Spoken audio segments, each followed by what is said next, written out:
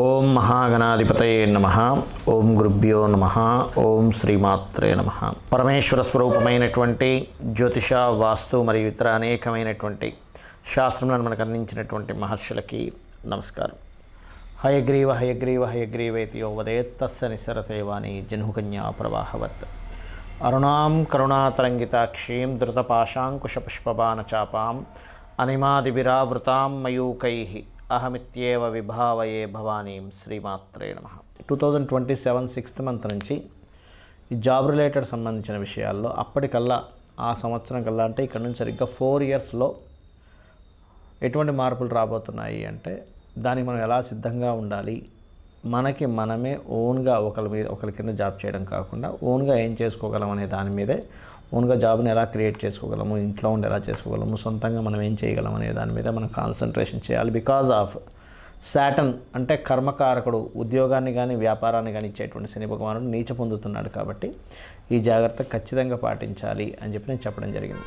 అయితే ఇక్కడ చాలామంది ఆ వీడియోస్ చేసిన తర్వాత అడగడం జరిగింది నన్ను, సార్ మరి ఈ 4 సంవత్సరాలు మేము ఎటువంటి జాగ్రత్త తీసుకోవాలి, ఏ విషయాలు జాగ్రత్తగా ఉండాలి, ఏ దేవత ఆరాధన చేసుకుంటే మాకు ఈ 4 years ఆఫ్ జర్నీలో 2027 6th మంత్ నుంచి మీకు శని నీచ స్థానంలో ఉన్నాడు కాబట్టి అప్పటికల్లా మనం సిద్ధంగా ఉండాలి, మనకు మనమే చేసుకోవడం అని అన్నారు.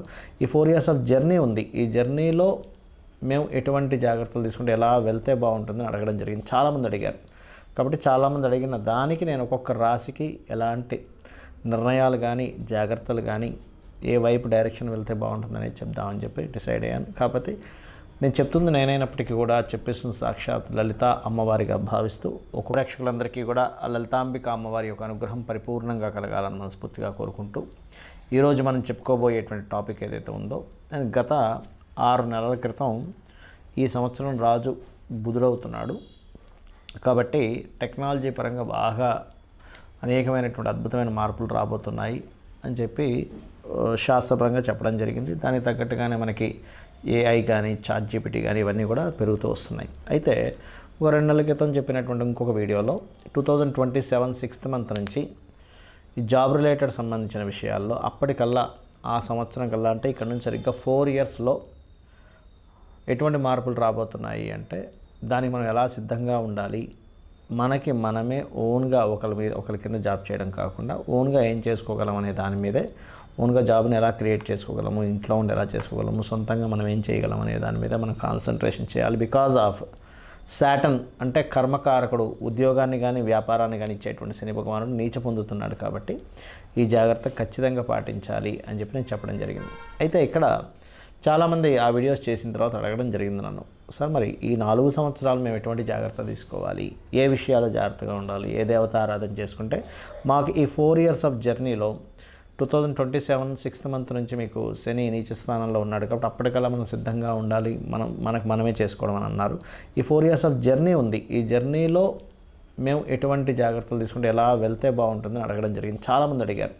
కాబట్టి చాలామంది అడిగిన దానికి నేను ఒక్కొక్క రాశికి ఎలాంటి నిర్ణయాలు కానీ జాగ్రత్తలు కానీ ఏ వైపు డైరెక్షన్ వెళ్తే బాగుంటుందని చెప్దామని చెప్పి డిసైడ్ అయ్యాను. కాకపోతే నేను చెప్తుంది నేనైనప్పటికీ కూడా చెప్పేస్తుంది సాక్షాత్ లలిత అమ్మవారిగా భావిస్తూ ఒక్కొక్క కర్కాటక లగ్నము, కర్కాటక రాశి, కర్కాటకం వారికి చూసుకున్నట్లయితే ప్రధానంగా ఈ 4 years ఆఫ్ జర్నీలో ఎటువంటి జాగ్రత్తలు తీసుకుంటే మీకు బాగుంటుంది అని చెప్పి చూసుకున్నట్లయితే పర్టికులర్గా ఇక్కడ మీకు ఈ 4 years ఆఫ్ జర్నీ మీకు పర్టికులర్గా ఫస్ట్ 1.5 year ఏదైతే ఉందో ఈ 1.5 yearలో నవంబర్ తర్వాత నుంచి వచ్చేది. ఎందుకంటే నవంబర్ వరకు కేతు 4th హౌస్లో ఉంటున్నాడు. భూ సంబంధించిన ప్లేసెస్లో ఈ కర్కాటకం వారు కనుక రాబోయే 1.5 year ఏదైనా ప్రాపర్టీస్ మీద కనుక ఇన్వెస్ట్మెంట్ చేయగలిగితే అది మీకు ఒక రకమైనటువంటి అభివృద్ధిని ఇస్తుంది. ఓన్లీ 1.5 year అని చెప్పేది, దాని తర్వాత కాదు.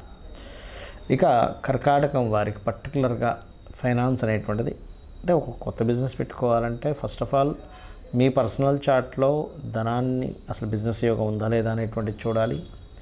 అందులో ఏ బిజినెస్ ఉందో చూడాలి. అది మీ పర్సనల్ చార్ట్ బట్టి ఉంటుంది. బట్ ఇక్కడ ఏంటంటే నేను చెప్పబోయేది పర్టికులర్గా మన లగ్నం ఇది కర్కాటక లగ్నము అన్నప్పుడు లగ్నం బేస్ మీద లేదా రాశి బేస్ మీద కొన్ని స్టాండర్డ్గా కూడా కొన్ని ఉంటాయి. దాని పరంగా చూసుకుంటే మీకు ఆరోగ్యానికి సంబంధించినటువంటిది మెడికల్ రిలేటెడ్ లేదా ఏదైనా ఒక ఫస్ట్ మెడికల్ రిలేటెడ్ సంబంధించి తీసుకోండి. రెండవది ఏంటంటే మెడికల్ రిలేటెడ్ అంటే అందరూ మెడికల్ అనుకుంటారు కదా. ఆరోగ్యానికి సంబంధించిందంటే ఆరోగ్యానికి సంబంధించిన ఫుడ్స్ ఉంటాయి, ఆరోగ్యానికి సంబంధించిన జిమ్స్ ఉన్నాయనుకోండి, జిమ్ కూడా ఆరోగ్యానికి సంబంధించినటువంటిది. హాస్పిటల్స్ ఉంటాయి. అదేవిధంగా మీకు ఫలానాది ఆరోగ్యం ఇస్తుంది అనుకున్నది ఏదైనా కూడా మీకు పనికి వస్తుంది, గుర్తుపెట్టుకోండి. వచ్చిన టెక్నికల్గా ఒకటి తయారు చేసాం, ఒక యాప్ తయారు చేసాం ఉదాహరణకి. ఆ యాప్ ఇవాళ రేపు మనం చూస్తూ ఉంటాం, హెల్త్ యాప్స్ చాలా ఉంటాయి. మీరు ఎంత దూరం నడుస్తున్నారు, మీరు ఎన్ని క్యాలరీస్ బర్న్ చేస్తున్నారు, మీరు ఎన్ని కిలోమీటర్లు నడుస్తున్నారు, మీరు ఎంతసేపు, ఇలా కొన్ని ఉంటాయి. అది కూడా మెడికల్ అంటే ఆరోగ్యాన్ని ఇచ్చేదే అవుతుంది. ఈ రకంగా కూడా మీరు ఏదైనా బిజినెస్ స్టార్ట్ చేసుకోవచ్చు, గుర్తుపెట్టుకోండి. అలాగే సర్వసాధారణంగా కర్కాటకం వారికి ఏంటంటే ఈ 10th హౌస్లో శని నీచ పొందుతున్నాడు. కాబట్టి ఏంటంటే 10th హౌస్ సాటర్న్ అనేటువంటిది పర్టికులర్గా ఇది పార్ట్నర్స్ మూలంగా, బిజినెస్ పార్ట్నర్, జీవిత భాగస్వామి మూలంగా ఏదైనా మీకు 2027 6th మంత్ నుంచి మీ కెరియర్ విషయంలో ఇబ్బంది ఇవ్వబోతుంది. కాబట్టి ఏం చేయాలంటే మీరు పర్టికులర్గా చేసుకోవాల్సింది, సర్వసాధారణంగా ఎప్పుడైనా శని యొక్క అనుగ్రహం మీకు కలగాలి అంటే నువ్వులు దానంగా ఇవ్వడం, నువ్వులు నూనె దానంగా ఇవ్వడం, blue colour with blue colour క్లాత్తో. అయితే మీకు పర్టికులర్గా ఫైనాన్షియల్ గ్రోత్ రావాలి అంటే మీరు చేయవలసినటువంటిది, నవగ్రహాలలో గురువు కుజుడు ఉంటారు, వాటి దగ్గర గురువారం కానీ మంగళవారం కానీ, ఇంకా వీలైతే సోమవారం కూడా దీపారాధన చేసి ఒక 9 ప్రదక్షిణాలు చేసుకొని, మీకు దగ్గరలో ఏదైనా కుమారస్వామి లేదా దత్తాత్రేయుడు యొక్క ఆలయము లేదా నరసింహస్వామి యొక్క ఆలయం కనుక ఉన్నట్లయితే మీరు ఖచ్చితంగా అక్కడికి వెళ్ళి దర్శనం చేసుకుని అక్కడ కూర్చొని ఆ స్వామివారి యొక్క స్తోత్రాలు ఎక్కువగా చేస్తూ ఉండండి. ఇదంతా ఏం చేస్తుందంటే మీకు ఫైనాన్షియల్గా లైఫ్లో ఎక్కడ ఇబ్బంది పడకుండా ఉంటారు. ఎందుకంటే మనకి ఎన్ని మార్పులు జరుగుతున్నా కూడా ఫైనాన్షియల్గా కనుక స్ట్రాంగ్గా ఉంటే జరిగేటువంటి మార్పులు తట్టుకునేటువంటి శక్తి చూస్తుంది. ఇది చేయండి, ఇది కానీ చేస్తున్నట్లయితే ఖచ్చితంగా మీకు బాగుంటుంది. ప్రధానంగా ఇక్కడ చాలామంది అడుగుతున్నది ఇంకోటి ఏంటంటే ఎన్ని రోజులు చేయాలి రెమెడీ అయినా, ఎన్నిసార్లు చేయాలి. ఇప్పుడు నేను మీకు మీ రాశిరీత్యా ఈ ఫలానా ప్రక్రియ చేయండి అని చెప్పాను. అయితే ఇక్కడ చాలామందికి రాశి లగ్నం తెలియని వాళ్ళు కూడా ఉంటారు. వాళ్ళు ఏం చేయాలి అంటే సింపుల్గా ఏమీ లేదు, వాళ్ళందరూ కూడా చేయవలసినటువంటిది శనివారాలు గుర్తుపెట్టుకోండి, సాటర్డేస్, పర్టికులర్గా సాటర్డేస్ లేదా బుధవారాలు లేదా శుక్రవారాలు, బుధ శుక్ర శని ఈ 3 గ్రహాలకి దీపారాధన చేయండి.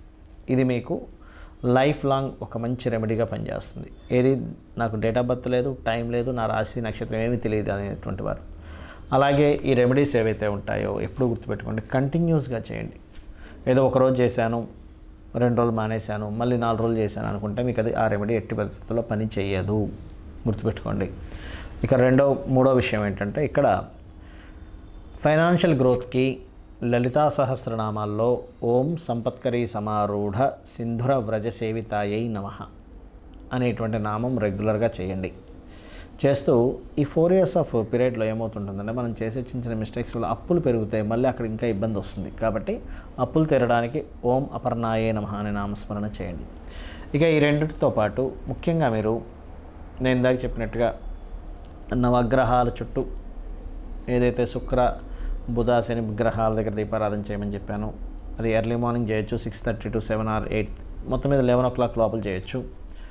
అదేవిధంగా ఇక్కడ మరొక విషయం ఏంటంటే గోశాల ఉన్నట్లయితే గోశాలకు వెళ్ళి పిడికెడ బెల్లం పెట్టండి.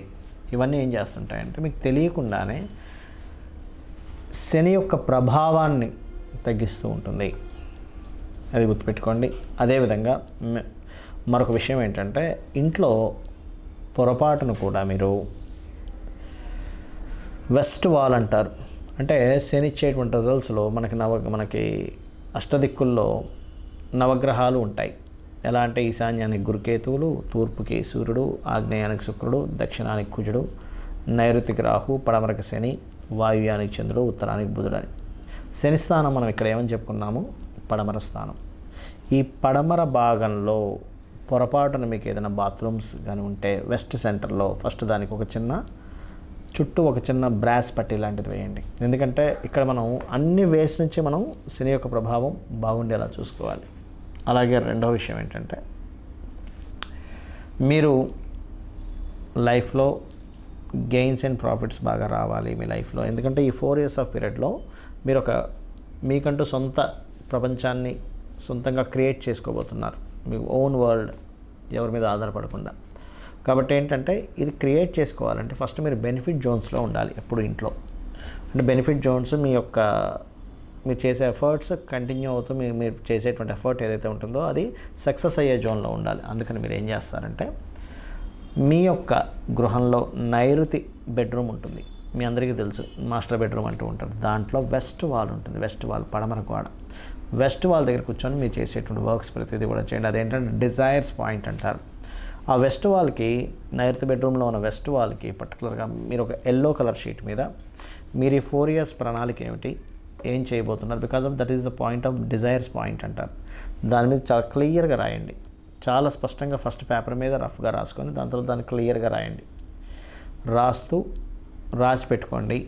మీరు ఇమేజెస్తో సహా పెట్టుకుంటే ఇంకా మంచిది. ఎందుకంటే ఎప్పుడు కూడా మన డిజైర్ ఇమేజెస్ పరంగా కావచ్చు, రాతపూర్వకంగా కావచ్చు, మీకు ఒకవేళ రాయడం రాకపోతే మీ పిల్లల్ని లేకపోతే మీ జీవిత భాగస్వామిలో నేను రాయమని చెప్పండి. అలా ఒక 2x2 కావచ్చు, 3x3 కావచ్చు, ఏదైనా ఒక షీట్ మీద ఎల్లో కలర్ షీట్ మీద నీట్గా రాసి మీ డిజైర్ పెట్టుకుంటూ మీరు అక్కడ కూర్చొని మీ వర్క్స్ మీరు చేసుకున్నట్లయితే వాస్తుపరంగా డిజైర్ పాయింట్ని యాక్టివేట్ చేస్తున్నారు. గ్రహాల పరంగా గ్రహాలకు సంబంధించి చేసుకుంటూ ఉన్నారు.